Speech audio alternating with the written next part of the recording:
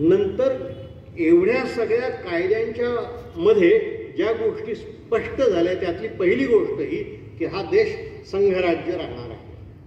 11 राज्य झाली होती, एक केंद्र सरकार आणि 11 राज्यांची 11 सरकार, प्रांतांची म्हणायची तेव्हा प्रांत सरकार, म्हणून संघराज्य पद्धती तेव्हा स्थापन झाली.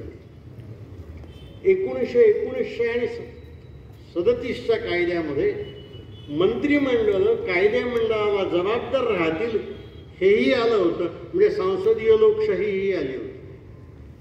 म्हणजे आपल्या घटनेमध्ये आजच्या संसदीय लोकशाही आणि संघराज्य पद्धती आहे ती तशी चालत आलेली आहे.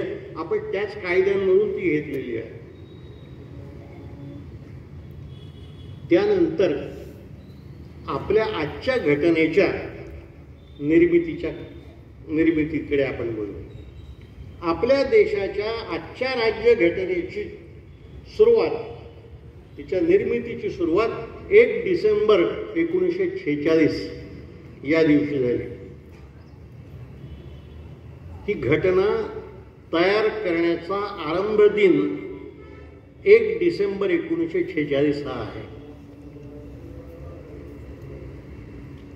2 वर्ष 11 महिने काम करून तेव्हाच्या घटना समितीने ही घटना तयार केली आहे.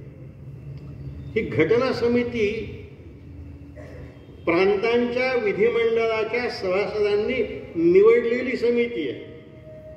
या घटना समितीचे अध्यक्ष राजेंद्र बाबू होते. 2 वर्ष 11 महिने काम केलं. या घटना समितीने चर्चा केली, घटना कशी असावी, कायदे कसे असावे, केंद्र सरकार कसं असावं, न्यायालये कशी असावी, आणि त्या चर्चेचा मसुदा लिहून काढण्यासाठी एक आणखी समिती नेमली गेली. त्या समितीने 141 दिवस काम केलं. त्या समितीचे अध्यक्ष डॉक्टर बाबासाहेब आंबेडकर. आपण बाबासाहेबांना घटनेचे शिल्पकार का म्हणतो? कारण घटनेचा मसुदा तयार करण्याचं काम करणारी जी समिती होती तिचे बाबासाहेब अध्यक्ष होते. आणि हा न्याय काही केवळ बाबासाहेबांसाठी आपल्या देशातच आहे असं नाही, अमेरिकेत सुद्धा असंच आहे. अमेरिकेच्या घटना समितीमध्ये फक्त 26 लोक होते. तसं 36 होते, पण 1026च राहायचे. त्यांची जी मसुदा समिती होती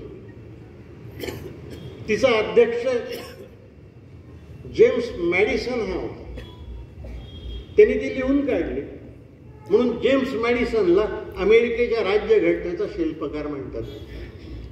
म्हणून जे मॅडिसनला शिल्पकार ज्या न्यायानं म्हणायचं त्याच न्यायानं बाबासाहेबांना घटनेचं शिल्पकार म्हणायचं. या मसुदा समितीचाही पहिला मसुदा ड्राफ्ट, फायनल नाही, पहिला ड्राफ्ट बेनेगल नरसिंगराव या मसुदा समितीच्या सचिवांनी तयार केला. त्यावर मग त्या समितीतच चर्चा होत गेली, घटना समितीतच चर्चा होत गेली. त्या घटना समितीत 292 सभासद होते. काही दिवस ती घटना समिती म्हणून काम करायची आणि काही दिवस संसद म्हणून काम करायची. दोन्ही ठिकाणी अध्यक्ष राजेंद्र बाबू असायचे. मसुदा समितीत बाबासाहेब अध्यक्ष असायचे. ते कायदा मंत्री असल्यामुळे घटना समितीमध्ये तयार झालेला प्रत्येक कायदा सभागृहासमोर मांडणे आणि त्याचं समर्थन करणे ही जबाबदारी त्यांच्यावर होती.